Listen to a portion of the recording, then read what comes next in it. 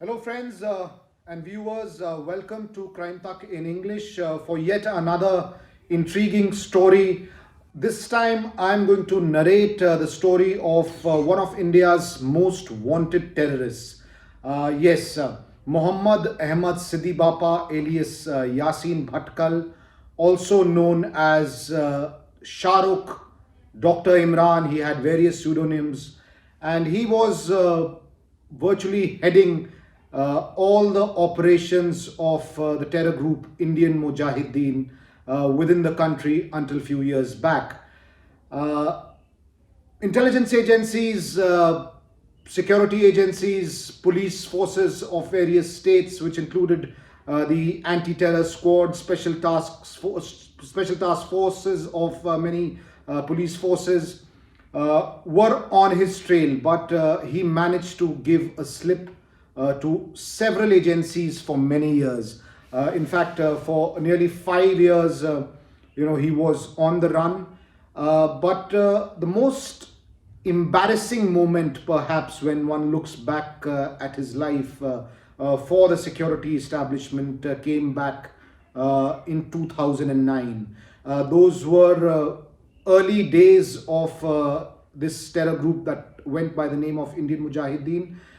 It had been held responsible for carrying out multiple bomb blasts in cities like Mumbai, Delhi, Ahmedabad, Jaipur, and this was easily one of the biggest threats of those time. And this was in 2007, 2008. And in fact, in 2009, Yasin Bhatkal was arrested by the police in Bengal, and he spent about a month and a half, a little less than 2 months, one can say, in the Alipur jail in Kolkata. But the problem was that his antecedents were lesser known, and he was arrested in a fake currency case. And while he was in custody for a couple of months and then went to jail, the police or the investigators could not, get to know that he is the man who everybody is looking for. And in his interrogations, he somehow managed to convince his investigators and interrogators that he is a small-time courier of fake currency, and he's from Darbhanga, and he goes by a completely other name. And all his stories were very conveniently bought by the investigating agencies, and he managed to get bail. Once he got bail, of course, he was on the run once again. And when subsequent terror cases, blasts happened, the name of Yasin Bhatkal obviously cropped up very early on. But even then, the agencies had little idea that the man who they are looking for and are hunting for plotting terror against India across Indian cities was actually taken in custody. But very smartly, he managed to give a slip to the investigators despite staying in jail for at least 2 months. Uh, this was the first goof up, if one can say, on the trail of Yasin Bhatkal. Once again in 2011, it was in Chennai when he was staying at a place. He was zeroed down. It was all known that he is staying in this particular house in Chennai, and there was a raid at that house. And this time, the intelligence agencies and the police force on the ground were very, very confident that they are going to get their man. But unfortunately, they were disappointed. He managed to hoodwink them once again. How he got the information of this raid is really not known, but it was just in the nick of time, because there was confirmed information through various sources, through ground intelligence. Everything was planned that the man is staying in this house. We've zeroed in on him. And even when the operation actually started to get to him, there was confirmation that he's present in this house. But once The raid was carried out, the search took place in that particular house. It was found empty, and Yasin Bhatkal, this was the second time when he gave a slip to the police. But after 2011, once again, a lot of terror cases, investigations continued, and he continued to, in fact, plan several terror attacks in India, and he was the one responsible for masterminding many of these. Once again, 2012, this time it was Mumbai, where it was the Delhi police who was on his trail, and they had very confirmed information of his presence in Mumbai, along with two other suspects who were his accomplices who had been with him for some time. And they thought that if they can get to him, it's not just him, but it will be 1+2. So it will be a big catch if that operation was successful. Unfortunately, once again, now, whether you call this a goof up or some kind of a competition between police forces of two states, one doesn't know. But in a rather bizarre turn of events, the Mumbai police, the Maharashtra police, actually decided to arrest one of the informers, the man who was giving tip-offs to the Delhi police. For some reason, he was arrested in another case related to terror activities, and because of his arrest, once again, Yasin Bhatkal managed to get away. So now this was becoming really extremely embarrassing for the security establishment, for the leadership, not just the security but also the political leadership, because these stories had started to come out that Yasin Bhatkal, who is India's most wanted terrorist, time and again manages to give a slip to security forces, and in a span of 3 to 4 years he had managed to escape thrice, and one of them being at a time when he was actually in custody, which I told you in the beginning of the story, which was back in 2009. So between 2009 and 2012, the trail was on, but he escaped thrice. From here onwards, there were more terror attacks. In 2013, once again, there was a terror attack in Hyderabad, in the Dilsukh Nagar area. And once again, his name came up, and once again, agencies were sure that Yasin Bhatkal has been plotting and planning and carrying out these activities, ensuring that these attacks take place.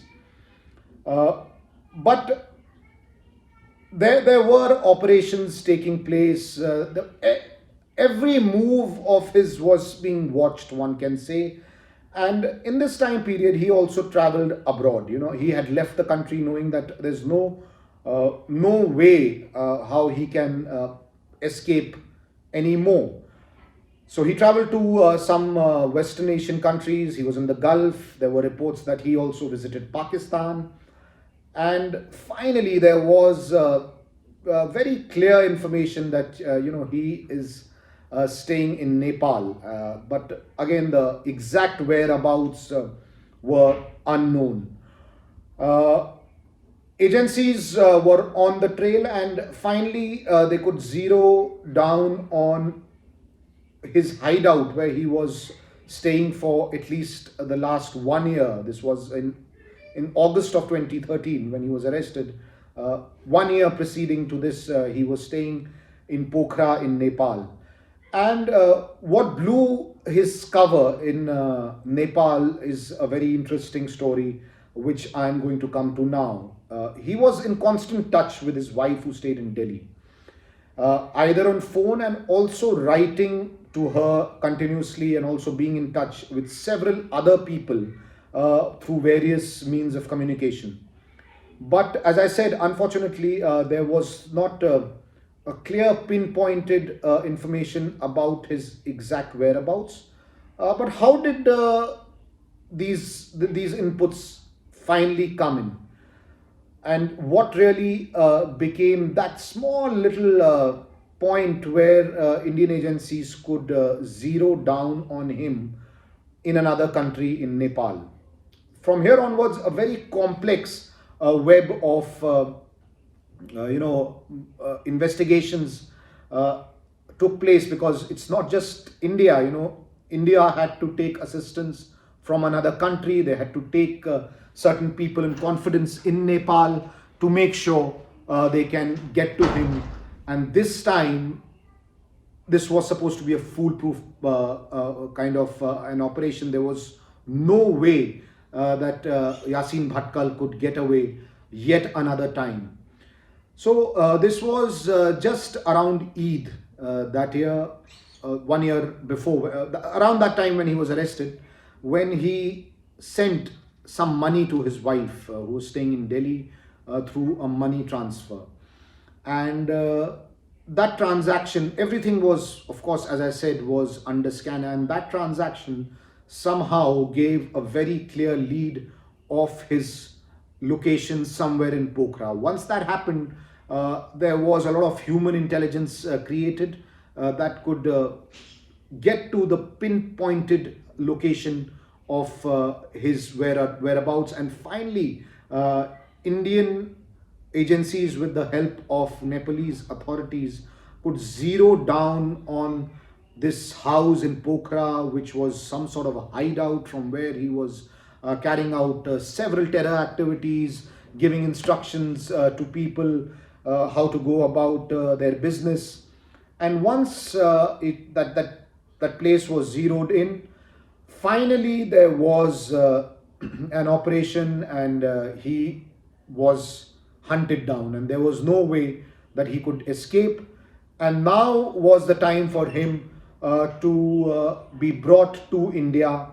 He was from Pokhara. He was then taken to the Nepal border in Bihar, and finally handed over to authorities in India at the Raxaul Bihar-Nepal border.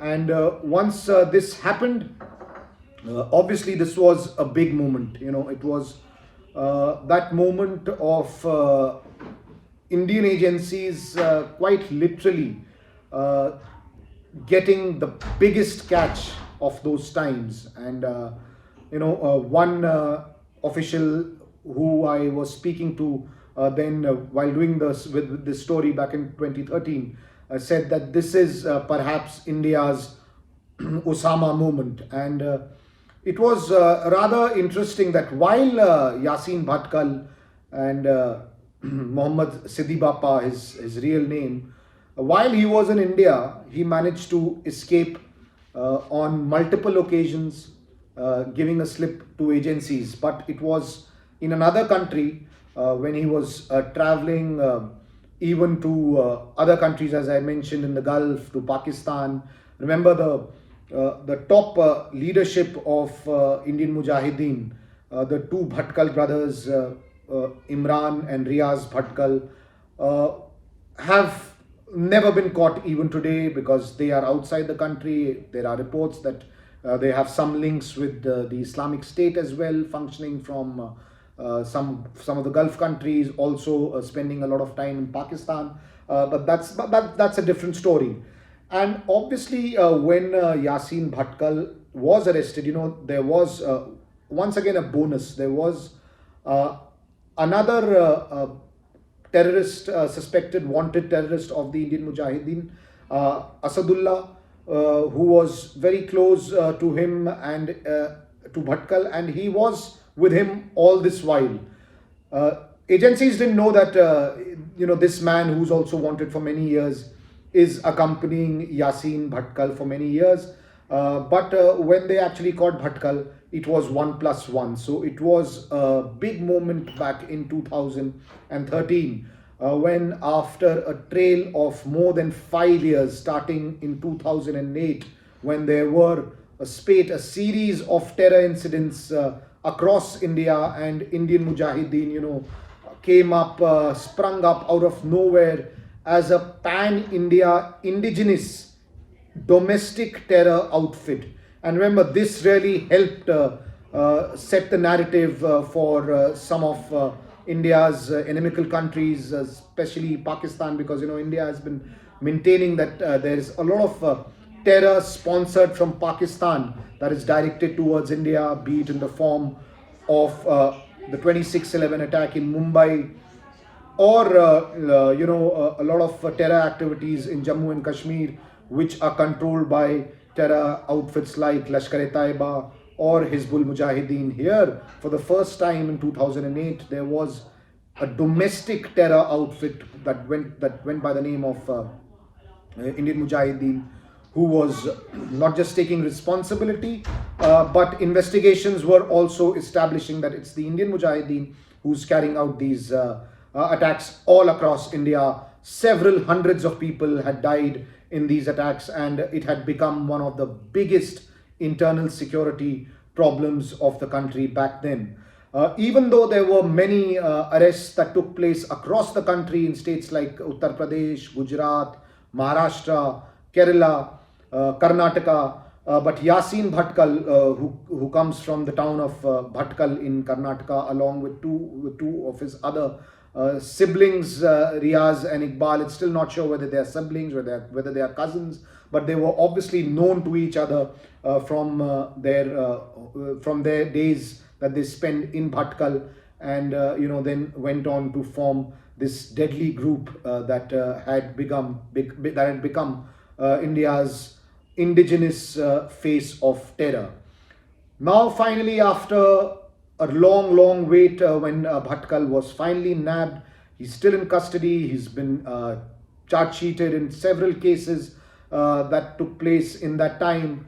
Of course, there were many other arrests that have taken place, and in a way, the backbone of Indian Mujahideen within India has been broken now, and in the last few years, one doesn't really remember any of these terror activities being carried out by Indian Mujahideen. It's a terror group that was short-lived for about 5-6 years, but has disintegrated, and especially with the arrest of Yasin Bhatkal back in 2013, after a long wait, a wait of 5 years, where he had been giving a slip to intelligence and security and anti-terror agencies time and again. He was nabbed in another country, in Nepal, and since then, one can say that Indian Mujahideen hasn't been able to function the way they were working earlier. So this was a story of one of India's most wanted. Yasin Bhatkal used several pseudonyms and managed to hoodwink agencies for a long time. And it's rare, it's really rare that a wanted terrorist makes his way to jail, is in custody, but manages to get away from there because the investigators did not know the real identity of the man. But that was many years back. Lessons were learned. Finally, since 2013, he remains in custody, and as I said, his arrest has led to several other terror plots being unraveled, several other suspected terrorists being in custody, and finally the Indian intelligence agencies had a sigh of relief back in 2013 when Yasin Bhatkal was taken in custody.